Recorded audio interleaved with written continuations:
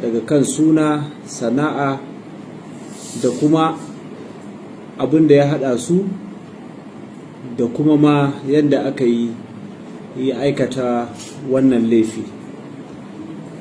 Abati, ko za ka iya fara mana bayani daga kan suna zuwa sana'a da kuma a wanda kuka aikata wannan abu da su, in akwai, in babu kuma sai ka mana bayani. In akwai inda muke so mu sake neman ƙarin bayani za mu sake tambayanka. Muna so ka gaya mana abin da ya faru. Na Mustapha da Isa, an fi sani na da Abati. Ranar Juma'a da misalin karfe 9 na dare, wani mutum ya zo yana da mashin haka, sai ce min can nashi ya zube, dalla in taimaka in duba masa. So dama akwai wani sufana 22 na kunce tayan bayan mashin a wurina wanda buluko ya bani kafin ya yi tafiya. So sai na ce mai bari in dauko in duba masa. So ina cikin duba masa, ban gama haɗawa ba dai, amma na ɗan mai daga can zan rufe, sai ga ita da mori ta fito daga gida. Sai ta ce waye a nan? Sai na ce ni ne. Sai ta ce me nake a nan bayan an riga da an kulle shagon spana? Sai na ce wani mutumi ne ya zo ce in duba mai mashin ɗin shi. So sai ta ce ina na samu spana? Sai na ce mata buluko ne ba ni akan zai tafiya in ajiye masa, ana da yake ana shiga ɗakin shufanan nan ana sata. So sai na je ɗauko yana ke, ta ce in ga shufanan, sai na ba ta shufana. Sai ta ce wannan shufana aina bambaletti ne, wato ogan ɗauka ya yi bulokon. Sai na ce a'a wallahi ba na shi ba ne, don ni ina kwance ma ɗaki ya kwankwasa min ran da zai bar gari, ya ce da Allah gashin ajiye min wannan gurinsa a gurina saboda zai bar gari. So ana cikin haka sai na bar mata ta cire shi cikin gida, na ba mai mashin da haƙuri da kama hanyar sai tafiya. So bayan haka yi na shiga gida na ɗebo omo ina wanke hannuna akan masallaci, sai ga marigayiya ta shigo gida, ta shiga gidan mu kenan, ina zaune akan masallaci na wanke hannuna. So after bayan na gama wannan da riga ta shiga gidan mu, sai na je ni gidan ita marigayiya ina duba spina. So ina cikin haka sai na ji an turo ƙofar can wajen gida an buɗe, da halamun wani yana zuwa, ban san waye ba ne. Sai na fita, sai na je wurin dabbobi, sai na ɓuya. So ana cikin haka na ɗan jima a wurin, sai na ji an fita an ja ƙofar waje kenan an kulle. To ana cikin haka sai na ƙara komawa ɗakin ta sawu na biyu. Ina cikin wannan sai na ji muryar ta tsakar gida ta shigo tana waya. So kafin ta shigo da same ni, sai na shiga ƙasan gado, dama gado biyu ne a ɗakin ta da mai rufa da irin na ƙasa haka. So sai na shiga ƙasan mai rufan, na saukar da labu irin da shida kai na saukar a wuri. Ta shigo sai ta zauna kan ɗayan gadon, ina jin ta tana waya can. Sai da ta gama wayanta sai ta fita. So da na ji ta fita sai na fito ni ma na lallaba, sai na ga ta shiga bayi. To dama ban da kai biyu ne a gidan, sai na shiga ɗayan. Bayan na shiga ɗayan, ita tana ɗayan bata fito ba, ni ma na shiga ɗayan na buya. Sai na ji saurin, muka ji sautin tafiya an shigo cikin gida. Sai tana cewa waye ne, waye ne? Sai ba a yi magana ba. Sai ta ce bello, bello ne? Duka dai ba a yi magana ba. Sai na ji ta buɗe ta fito, sai ta ce ɗaki.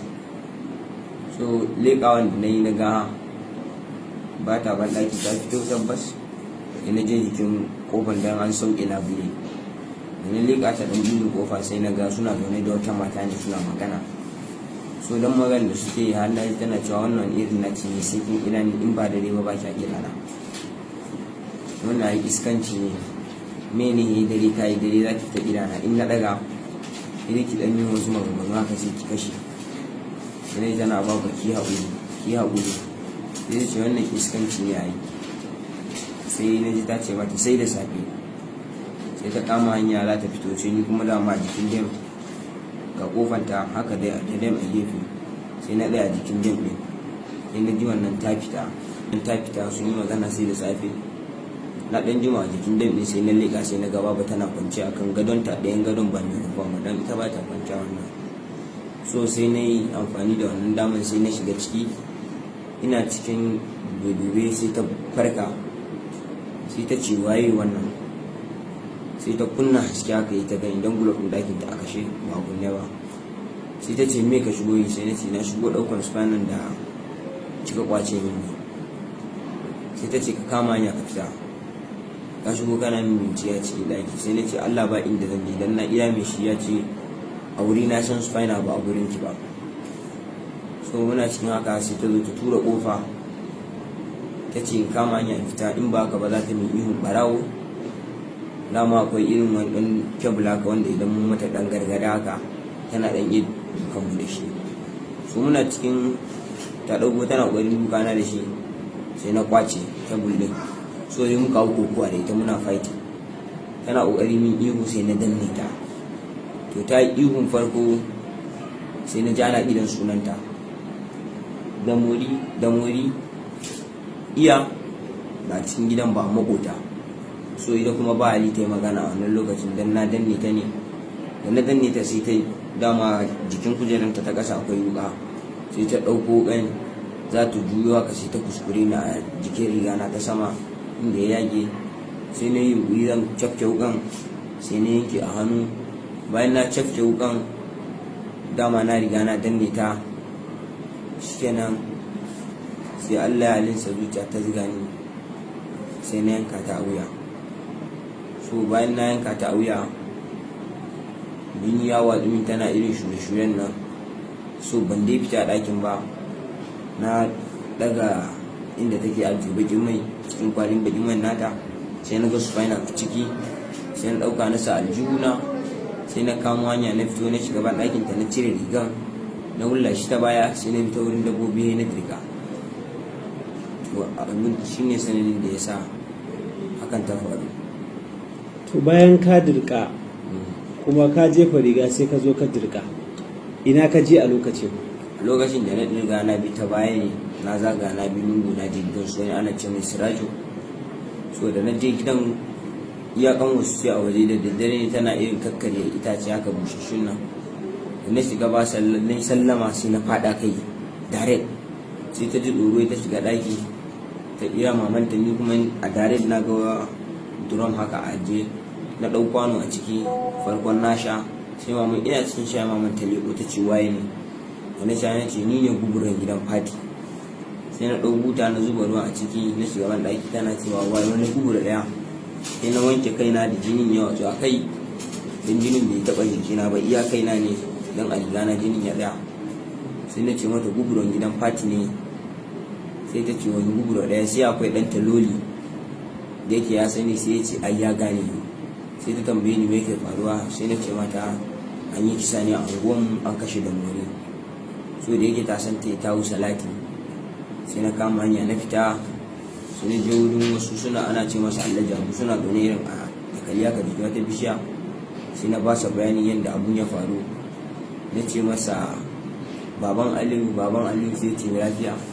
Na ce an yi kisa ne a unguwanmu, dan na je ina rawan ɗari haka ina a tsorace haka na tafi, dan kaina akwai ruwan. Sai ce kai ɗaya kan duka min magana me faru. Ina ɗaya kama nuna sai zaunar da ni, sai ce ka ga mana me faru. Sai na ce masa wani ne ya shigo gidan da mu ya yanka ta. Sai ce to maza ka tashi ka tafi gida. Ina tsorace sai na ce musu gaskiya ni ba zan iya tafiya gida ba. Sai ce ka kama hanya ka tafi, za ka iya tafiya gida. Sai dama akwai waya na ciki na, sai na haska na tafi gida. To shine abun da ya faru. Bayan ka shiga gida, wannan abun ya riga ya faru. Bayan ka shiga gida, farko ba riga a jikinka, ya aka yi ka sa riga? Kuma kamar abin da muka fahimta shine har da kai ma aka je a asibiti. Menene ya aka yi haka ya faru? Ta ya aka yi har ka shiga gida? Dama a jikin gidanmu ne nasu akwai lungu.